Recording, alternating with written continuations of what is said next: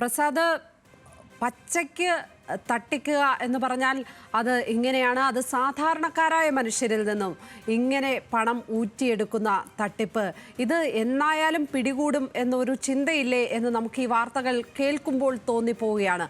പക്ഷേ പലരും നാണക്കേട് ഭയന്ന് കേസ് കൊടുക്കാതിരുന്നു എന്നുള്ള വിവരം കൂടി പുറത്തു വരികയാണ്. അവിടെ നിന്നും എത്ര ആളുകൾ പാലക്കാട് ജില്ലയിൽ ഈ തട്ടിപ്പിന് ഇരയായി എന്നുള്ളതാണ് ഈ ഘട്ടത്തിൽ നമുക്ക് ലഭിക്കുന്ന കണക്ക്. ലക്ഷ്മി, നമുക്ക് അത്തരത്തിലൊരു കൃത്യമായ കണക്ക് സത്യത്തിൽ ലഭ്യമായിട്ടില്ല. കാരണം ഓരോ സ്ഥലങ്ങളിലും നൂറുകണക്കിന് ആളുകൾ ഇത്തരത്തിൽ ഈ തട്ടിപ്പിന് ഇരയായിട്ടുണ്ട് എന്നുള്ളതാണ്. ഇതിനെല്ലാം ഇവരെ പ്രേരിപ്പിച്ചത് ആദ്യം ഇതേ സ്ഥാപനം അവിടെ ലാപ്ടോപ്പ് നൽകാമെന്ന് പറഞ്ഞ് പലർക്കും ലാപ്ടോപ്പ് കിട്ടിയത് ഇവർക്കറിയാം. ചില ആളുകൾക്കൊക്കെ സ്കൂട്ടർ കിട്ടിയതും ആ പ്രദേശത്തുള്ള ആളുകൾക്ക് അറിയാൻ കഴിയും.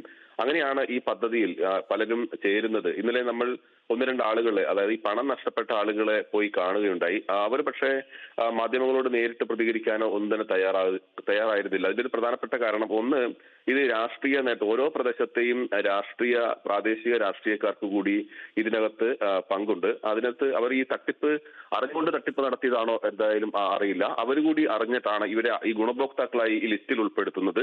അപ്പോൾ അവരെ കൂടി ഞങ്ങൾ ശത്രുക്കളായി നിൽക്കേണ്ടി വരും, ഞങ്ങൾക്ക് അവരോടൊന്നും എതിരിടാൻ കഴിയില്ല എന്ന് പറഞ്ഞുകൊണ്ടാണ് പലരും പരസ്യമായ ഒരു പ്രതികരണത്തിന് പോലും തയ്യാറാകാതെ വന്നിട്ടുള്ളത്.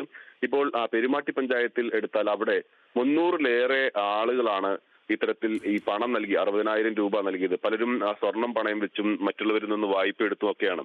അവരുടെ ഒരു സ്വപ്നം, ഇപ്പൊ ജോലിക്ക് പോകുന്ന ഒരാളുണ്ടെങ്കിൽ അവർക്ക് ഒരു സ്കൂട്ടർ കിട്ടുന്നത് അവരെ സംബന്ധിച്ചിടത്തോളം യാത്ര കുറച്ചുകൂടി എളുപ്പമാകാൻ കഴിയും എന്നുള്ളതുകൊണ്ടുകൂടിയാണ് ഈ ഒരു പദ്ധതിയിൽ ചേരുന്നത്. അപ്പോൾ ഒരുമിച്ച് ഒരു വില കൊടുത്ത് സ്കൂട്ടർ വാങ്ങാൻ കഴിയാത്ത ആളുകൾക്ക് അതിന്റെ പകുതി വിലയ്ക്ക് സ്കൂട്ടർ കിട്ടുമെന്ന് പറയുമ്പോൾ അതിൽ ആകർഷ്ടരായാണ് പലരും ഈ പദ്ധതിയിൽ ചേർന്നിട്ടുള്ളത്.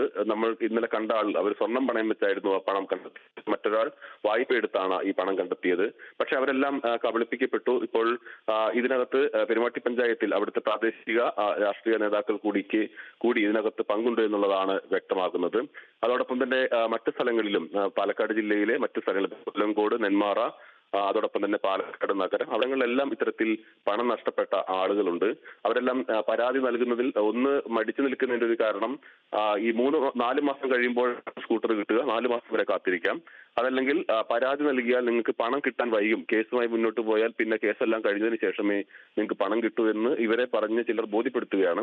അപ്പോൾ എന്നാൽ പിന്നെ പണമാണ് തിരിച്ചു കിട്ടേണ്ടത്, അതുകൊണ്ട് കേസ് കൊടുത്തിട്ട് അത് വൈകേണ്ടതില്ല എന്ന് പറഞ്ഞ് പരാതി കൊടുക്കാതെ നിൽക്കുന്ന ആളുകൾ. എന്തായാലും നൂറുകണക്കിന് ആളുകൾ പാലക്കാട് ജില്ലയിലും ഇത്തരം ഈ തട്ടിപ്പിന് ഇരയായിട്ടുണ്ട് എന്നുള്ളതാണ് വ്യക്തമാകുന്നത്. പാലക്കാട് ജില്ലയിൽ നിന്നും ഒരുപാട് പേർ ഈ തട്ടിപ്പിന് ഇരയായിട്ടുണ്ട് എന്നുള്ള വിവരമാണ് ഈ ഘട്ടത്തിൽ പുറത്തു വരുന്നത്. പലരും പരാതിപ്പെടാൻ തയ്യാറാകുന്നില്ല എന്നുള്ളതാണ്. അത് നാണക്കേട് ഭയന്ന് മാത്രമല്ല എന്നുള്ള വിവരമാണിപ്പോൾ പ്രസാദ് പങ്കുവയ്ക്കുന്നത്. ഈ തട്ടിപ്പ് നടത്തിയിരിക്കുന്നത് പല സ്ഥലങ്ങളിലും അവിടെയുള്ള പ്രാദേശിക രാഷ്ട്രീയ പ്രവർത്തകരെ കൂടി കൂട്ടുപിടിച്ചാണ്. അപ്പോൾ അവർക്കൊന്നും എതിരായി പറയേണ്ടല്ലോ എന്നുകൂടി കരുതിയിട്ടാണ് ഈ പാവപ്പെട്ട സാധാരണക്കാരായ മനുഷ്യർ തട്ടിപ്പിനെക്കുറിച്ച് മിണ്ടാതെ ഇരിക്കുന്നത്.